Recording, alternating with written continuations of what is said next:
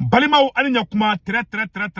urgent. Balimaw comme nyogoma deli ka ke Assimi Goïta filɛ ko de kɛ Mali kɔnɔ. Aye kuma ina mɛ bi mercredi 4 février 2026. C'est-à-dire que ka Bandiagara côté munun be non. C'est-à-dire que dɔgɔnɔdugu yɔrɔ munun be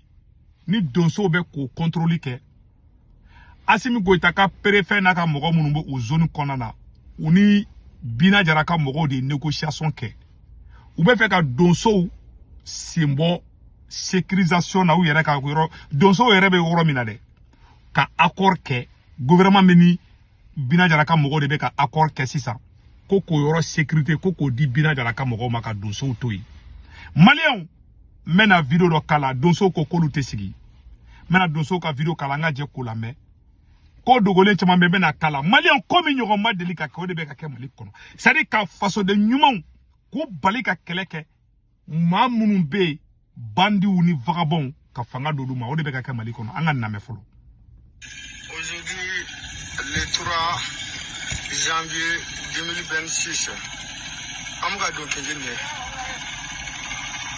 voilà an bɛ ka don kɛnji donso filɛ an sera ɲɛ tɛ an tɛ mɔɲɔn tɛ attention an ma taa kɛnji ni an jɔtɔ de kɛnji de sira in juru.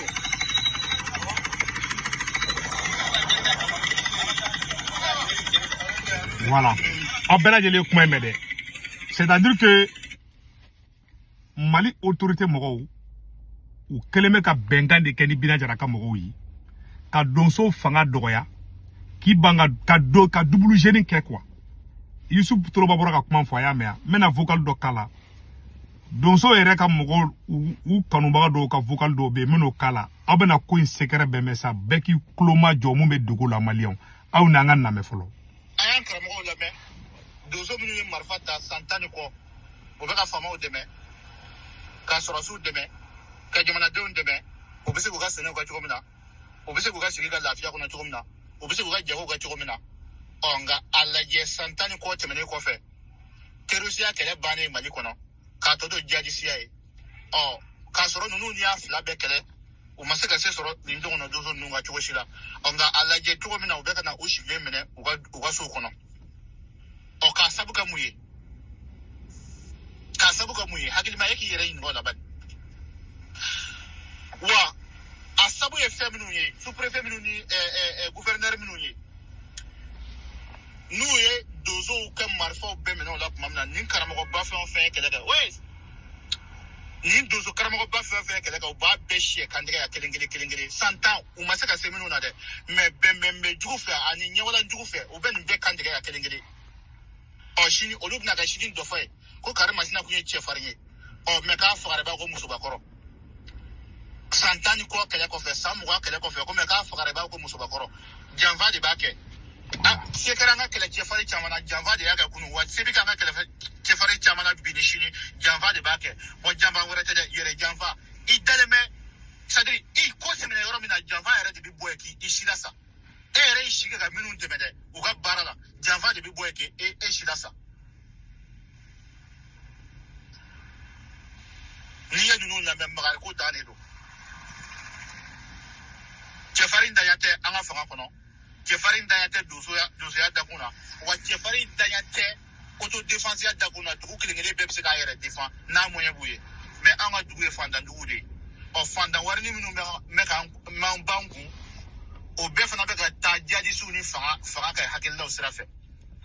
jihadisiw bɛ ka n'u cɛ ka taa n'u ye fanga fana ko k'an ka min fara ɲɔgɔn kan k'an ka olu dɛmɛ o baara la olu bɛ to o minɛnw o wariw don minɛn na minɛn min tɛ se ka jihadisiw kɛlɛ mais a bɛ terrorisiw de kɛlɛ mais terrorisiw dun ye jamana wɛrɛw ka ɲɛwala mɔgɔw ka hakililaw ladannen ye mais n'o jamana wɛrɛ mɔgɔw taara sisan ka anw ni jihadisiw to ɲɔgɔn na yan an ka wari bɛɛ dun donna terrorisi kɛlɛ minɛn na ka ban maintenant an ka jamana ka mara hakilila tɛ jihadisiya kɛlɛ hakilila ye aw bɛ fɛ cogo di an ka togoda ninnu ka se ka u yɛrɛ bɔ o ko kɔnɔ o tɛ se fɛn o fɛn y'a daminɛ a bɛɛ dɛsɛra u tilala ka marifa bila ka taa don jihadisiw ka accord la wa hakilima bɛ sɔmi min sɔrɔ ko o accord in fana ye faamaw ka hakilila de ye aw tulo b'o la dɛ hakilima b'o sɔmi de sɔrɔ hakilima bɛ min ye ko tiɲɛ na o y'o de ye quoi hali n'a fɔ man di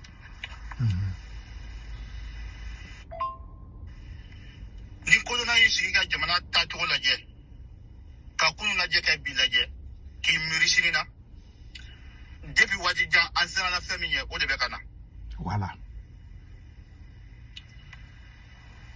an siranna mun de ye a y'a lamɛn dɛ kɛlɛ o kɛlɛ principe de b'a la idéologie de b'a la hakilila kɛlɛ bɛ kɛ hakilila dɔw de kan bɛɛ k'a lamɛn e min wulila k'e b'i ka jamana dɛmɛ e ka hakilila n'a ni jamana i bɛ ka jamana min dɛmɛ n'olu ka hakilila tɛ kelen ye e yɛrɛ min ye jamana nin ye kɛlɛ gɛlɛman tuma dɛ kɛlɛ laban na e bɛ tila ka taa kɛ jamana jugu de merci wa i bɛ ka minnu yɛrɛ dɛmɛ olu de bɛ tila ka e yɛlɛma k'e kɛ jugu ye ka e fana kɛlɛ merci u y'a kaw hali an yɛrɛ la wa jamana in bɛ ka taa o dakun na o de bɛ ka kɛ o donsow ka côté fan fɛ wala donsow fana bɛ ka a fɔ wala jamana ye idéologie ɲɛwala min lada n'o ye terroriste kɛlɛ idéologie ɲɛwala ye olu bolo olu ye se sɔrɔ o kan o ɲɛwala banna ɲɛwala wɛrɛ min bɛ yen sisan n'o ye arabu naamu défend bagaw ka ɲɛwala ye o tɛ jamana faamaw ka ɲɛwala kɔnɔ voilà idéologiquement a tɛ yen mais anw ka jamana de yɛrɛwolo hɔrɔn halala minnu bɛ yen n'olu ye marifa ta ko olu baden faamaw tɛ fa u ɲɛna ko n'i y'u setɔ faama ma o b'a sɔrɔ u taamana olu su kan n'i y'u setɔ duguden tɔw ma o b'a sɔrɔ u taamana olu su kan olu minnu wulila k'u ka marifa ta ka sɔrɔsiw dɛmɛ kunu fɔ bi bi u ye jadisi minnu kɛlɛ kununko n'u ma se ka se sɔrɔ kan dɛ bi o jadisikɛlaw ɲɛkɔrɔ u filɛ ka dɛsɛ ka sirikile u sigidaw la ka da mun kan ko jamana bɛ fɛ ka bɛn ɲini ni jadisiw de ye aw tulo b'a la dɛ jadisiw dun ka bɛn sigilen bɛ olu ka ɲɛwala labatoli de kan n'u ni bi bɛn u bi ɲɛwalaw de d'i ma i b'o de suit olu ka mara de bi kɛ e kan olu de ka ɲɛfɔ de ye ɲɛfɔ ye e ka ɲɛfɔ tɛ ɲɛfɔ ye e ka fanga ka ɲɛfɔ tɛ ɲɛfɔ ye olu ka ɲɛwala de ye ɲɛwala ye e min ko e ti sɔn ma e de bi ka jamana jugu ye sisan wa jamana min n'a fɔli min kɛ k'e ka a ta olu ka dabada ma o dabada min bɛ taa aw bɛɛ don jadisiw ka contrôle kɔnɔ ne ye bana o ma dɛ o le kɛ a ka jadisiw kɛlɛ e yɛrɛ de bi yɛlɛma ka kɛ sisan terroriste ye jamana faama bɛ tila ka na e kɛlɛ tuguni ko aw ye terroriste de ye an k'a sigi k'a lajɛ dɔgɔnɔ donsow ta de bɛ taa laban o de la jamana yɛrɛ bɛna ɲɛwala de bɔ k'a fɔ terroriste suguya suguya k'u b'a bɛɛ kɛlɛ donc mɔgɔ min ma sɔn olu ka hakilila ma sisan n'olu ka hakilila bɛ bɛn ni jadisi ala defana ninnu ka hakilila ye ni mɔgɔ ma sɔn ka taa o sira fɛ sisan a bɛ fɔ ko e ye terroriste modèle dɔ de ye ko donc k'e kɛlɛ donsoya ko t'i y'a la tuguni k'a sɔrɔ e sɔnna k'i ni di i faso kama k'a sɔrɔ e sɔnna k'i ni di o faama kelenw de kama an sirana nin de ɲɛ wa kɛrɛnkɛrɛnnenya ne yɛrɛ de sirana nin yɔrɔ de ɲɛ wa a filɛ ka na nin ye idéologiquement a filɛ ka na nin ye bon nin denkisɛ minnu bɛ yen sisan minnu ko k'olu faso olu fa dugukolo olu bɛnbaw ye tumi tigɛ a tɛ minɛ k'olu ni ma don u bɛna ninnu faga i b'a fɔ foyi mɛ kɛ sisan ni bɛnbɛn jugu ye c'est-à-dire Assimi Goïta kɛlen bɛ ka fanga de di Binaka mɔgɔw ma ko donsow kana Binaka mɔgɔw dusu labɔ ko donsow ka sɔn accord ma malien c'est-à-dire ko de bɛ dugu kɔnɔ n bɛ ka kuma pharmacie de bɛ ka wuli kan est-ce que a b'a dɔn Assimi bɛ ka mun kɛ Mali kɔnɔ est-ce que a ɲɛ b'a la a bɛ ka mun kɛ ni ye donsow tile jɔ bɛ ka fɛn kɛ billahi tallahi o de bɛ ka kɛ ka donsow fanga dɔgɔya ko Assimi ko caman kɛ donsow la ne tɛ fɛ ka n da don a bɛɛ la quoi hali donsow ka armement ko la u ye donsow ka fɛn dɔw bloqué o ne b'o kalama u ye donsow ka fɛn dɔw bloqué pour que ka donsow fɛgɛnya ne b'o kalama c'est la pure vérité mais donso caman tɛ ne faamuya ne bɛ ka kuma ne bɛ ka donso de défend et puis ne bɛ ka mun fɔ tiɲɛ de don Assimi Goïta bɛ fɛ donso de ka sɔn accord ma donso ka sɔn Binaka mɔgɔw k'olu mara c'est-à-dire jamana yɛrɛ président k'a fɔ a ka jamanakɔnɔden ɲɛna k'e kana marifa ta ko ka jatigɛwale mɔgɔ kɛlɛ c'est-à-dire jamana ɲɛmɔgɔ yɛrɛ k'a ka jamanaden bali k'a ka jamana défend o de bɛ ka kɛ a ye Abasi minɛ k'o don kaso la ka Nema Sagara minɛ k'o don kaso la donso minnu bɛ ka wuli mama bɛ Mali fɛ mama ye halala ye mama bɛ fɛ ka s'a ma nɔfɛ a y'a bɛɛ kɛlɛ a ye Ben filɛ kaso la Sogɛl filɛ kaso la donso minnu mɔgɔ n'i bɛ Mali fɛ bilahi cɛ t'i fɛ mɔgɔ bɛ ka Mali défend cɛ t'i fɛ a bɛ ka baga préfet ma préfet n bɛ mun fɔ donso ɲɛna quoi a bɛ ka taa préfet minnu yɔrɔ ko préfet de bɛ ka taga accord kɛ ni jadisiw ye préfet bɛ Assimi de ka baara la voilà la vérité an ka cɛ ka kuma tɔ lamɛn o de technique bɛ ka na donso kɛlɛli technique de bɛ ka na Assimi bolo indirectement n'an ka kɔlɔsi tile fila u b'u ka vidéo nabɔ ka donsow la gosili daminɛ sisan o de kosɔn ne bɛ ka donsow défend mais donso caman fana tɛ ka dɔn ne ye dɛ ala ɲɛ bɛ bɛn ŋaninge la an ka nin kuma lamɛn ni de ye jɔrɔna ko de ye jamana sini yesigi ni ne jorna ko ye jamana yere wolo de be min be fe iki yere shugula ani damela ni te fe yere wali damela al wali berbere di kamaya kono ni mi sira di quoi nga o tiɲɛ tɛ se ka fanga mali kɔnɔ dɛ n'i y'a fɔ i yɛrɛ duguden ɲɔgɔnw ani i yɛrɛ baden ɲɔgɔn dɔ minnu yɛrɛ tɛ sɔrɔsiw ye tɛ foyi ye olu yɛrɛ de ye jugu fɔlɔ ye kuma tɛ sɔrɔsiw ma kuma tɛ jamana marabaaw ma mun de b'a kɛ idéologie de b'a kɛ hakilila de b'a kɛ naamuko de b'a kɛ parce que jamanaden t'a yɛrɛ ye a yɛrɛ ka naamu kɔnɔ b'u yɛrɛ ye wali naamu de kɔnɔ ko y'u ta ye o wali naamu idéologie kɛlɛkɛbaw de nalen filɛ k'u jɔ k'u b'an ka dugu k'u sago ye olu sago de b'a la ni dugu ba kelen sɔrɔ la o dugu ba kelen k'olu bɛɛ ka jaga bɔ ka taa di terrorisme ma a ti di jamana ɲɛtaa kama dɛ a bɛ di de ko ka ala ka diinɛ dɛmɛ ko ka ala ka diinɛ senkɔrɔta walima k'a bolo kɔrɔta aw b'o wari bɔ k'o di olu ma olu bɛ t'o RSI ka na aw traumatiser aw jigi dalen bɛ faama minnu kan ka tila k'o faama kelenw traumatiser mɔgɔ ka sɔrɔ o faama jɛkulu la minnu bɛ tila ka taa o jihadistes ye k'olu to aw ka sigidaw la ka tila k'a fɔ ko k'a ka taa mugu ci olu la ni olu yɛrɛ tɛ jihadistes ye jɔn de ye jihadiste ye a bɛɛ filɛ n'i y'o kuma fɔ k'i ye faso jugu ye a bɛɛ filɛ jamana tɛ se ka mara ni idéologie tɛ wa idéologie c'est-à-dire ka pression kɛ ko doso kɛra marifa ci jihadiste la maliyɛnw aw ni ala n'a kira cɛ Asimi Goïta de bɛ ka nin a bɛɛ ye kuma ye mais nin tɛ ne kumakan ye dɛ c'est-à-dire que k'olu kɔnɔ kɛlɛ ma doso ye moto ta san k'u bɛ kɛlɛ kɛ bolo kan k'u bɛ mɔgɔ binaga mɔgɔ kɛlɛ ma doso bɛɛ k'i fara ɲɔgɔn kan fan bɛɛ san aw Asimi tɛ k'u dɛmɛ dɛ non Asimi tɛ fɛ u ka binaga mɔgɔ kɛlɛ billahi talahi depuis ala ka président jamana président yɛrɛ ka fɔ a ka jamanaden ma k'e kana marifa ta ko ka taga jihadistes kɛlɛ ala IBK ma nin kɛ ATT ma nin kɛ cɛ maliyɛn an ka ɲɛ yɛlɛ maliyɛnw tiɲɛ filɛ n tɛ ne segu tunkara kumakan ye tiɲɛ filɛ bɛ ɲɛkɔrɔ tiɲɛ filɛ bɛ ɲɛkɔrɔ nin kɛlɛ in wallahi billahi n'a y'aw sigi mun bɛ mali bɛɛ kɛ jihadistes ye n'o kɛra don o don u bɛ don assassinat ciblé de la a don dɔ la a b'a ye k'u taara maire dɔ faga yan fɛ don dɔ la a b'a mɛn k'u taara député a bɛ kɛ mali yɛrɛ bɛ ɲagami de quoi an ɲɛ tɛ Libi la an ɲɛ tɛ Sudan na an ɲɛ tɛ Somali la nin de bɛ ka kɛ maliyɛnw an ka kuma tɔ lamɛn n'i bɛ fɛ ka jamana mara k'a k'i ta ye i bɛ kɛlɛ k'a dakun bɛɛ de la wali dusu tɛ kɔ tigɛ ni maa ye wa wali naamu tɛ se ka kɛ mɔgɔ ka naamu ye n'i y'a ta e t'a kɔnɔko bɛɛ dɔn ni i ye kɔnɔko yɔrɔ dɔ dɔn yɔrɔ wɛrɛ u bɛ t'i coro ye o de bɛ ka se an ka fanga la o de bɛ ka se an ka jamanaden 180 bɛɛ hakili la bi parce que hakili min kan ka baara kɛ o hakili minɛnen don ni fɛn wɛrɛ ye wa fɛn wɛrɛ min ye o hakili ninnu minɛ dɛ o fɛn wɛrɛ in de bɛ k'an ka faso déstabiliser o fɛn wɛrɛ in de an ka sɔrɔsiw dɛsɛ ka baara kɛ o fɛn wɛrɛ in de an ka jamana développement bali parce que n'i y'a sira ta o bɛna ko k'a tɛ ka kɛ ala ta ye a tɛ ka kɛ kira ta ye a tɛ ka kɛ diinɛ ta ye wa o b'a kɛlɛ fo ka se sɔrɔ a kan an kɛrɛfɛ jamana minnu y'o faamu k'a ɲɛwala da n'i ye dan sago i bɛ k'i bo kɛ pala la olu filɛ ka san sɔrɔ ka anw sigi donc o la an ka jamana in jamana wɛrɛ faamaw y'an ka donsow dɛmɛ walima jamana wɛrɛ jamanadenw y'an ka donsow dɛmɛ k'an ka jamana dɛmɛ n'i ye donsow dɛmɛ i ye jamana dɛmɛ i ye sɔrɔsiw dɛmɛ i ye maliden hɔrɔn n'a halala bɛɛ dɛmɛ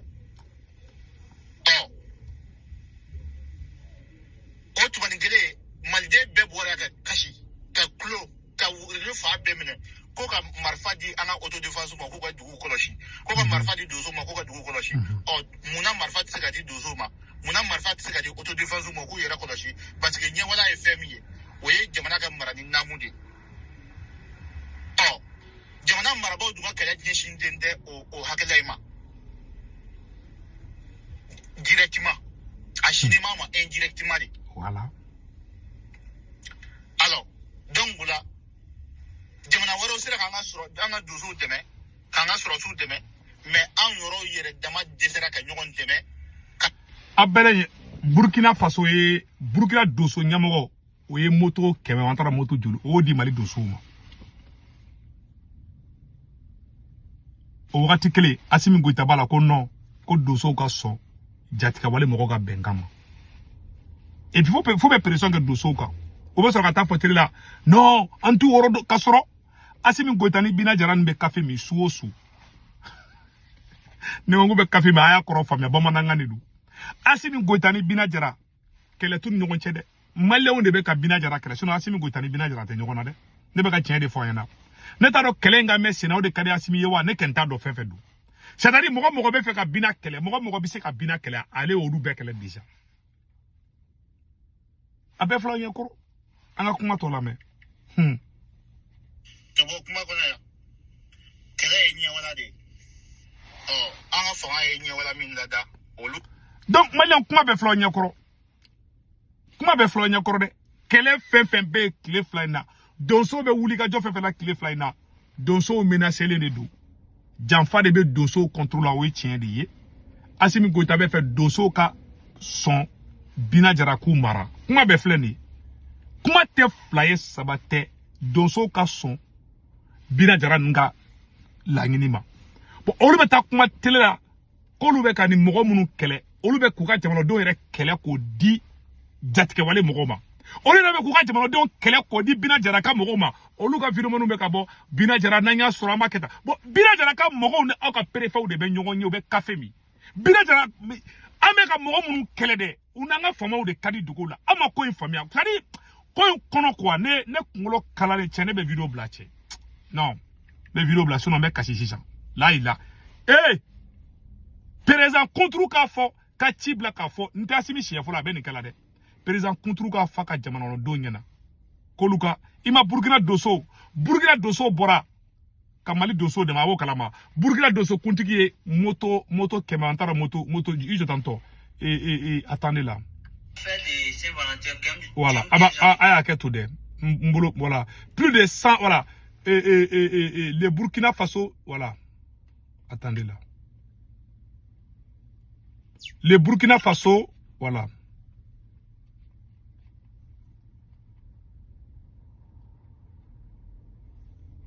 mba robo sanno quoi donne 100 motos voilà parce que on m'a on préparé quoi ngakli jigira ko de quoi donne 100 motos voilà ayoro be bossan quoi voilà fleni ayoro fleni abobo julaso lors du rituel de Dankou le président Ali Konaté grand chef d'Osso et président de l'union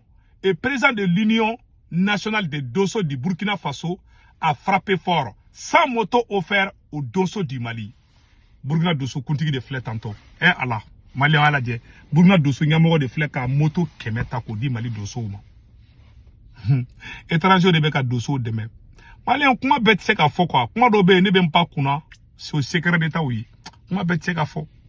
Billahi tallahi Mali Assimi Goïta te ka mo nkele. Kuma be flo nya koroni yaro ni c'est certain now. Donc, on ne sera jamais une fois belge, n'a pas de kanga jamana ala ka hereke Mali, ala ka chien bange alibi. Mama avec Mali Jafa, kera ne wa kera Assimi Goïta, kera mama ala ka be malu. Na Assimi Goïta be ka Mali jo chien ka ala ka Assimi sankorota, na be ka Mali jo kalunga ala ka libu, be ka fo amina, ne bora kumala. Mali FFV France, Italie, Espagne, Angleterre, Amérique, Canada ka warichi no ala be Senweb application télécharger photo flene. Na Senweb application télécharger abene ka korpor modo urgent 10 € be na ya retay. Ou ko fa ba ka banque information be do awsumo be Mali Sénégal, Côte d'Ivoire, Cameroun, abulu ka orange numéro ta nu to kombe 40 ga. Na waruchi ba so orange na sur place, waruchi go fala te drome kele sara. Wakato jabo waruchi drome kele ata sara de kunda kambe.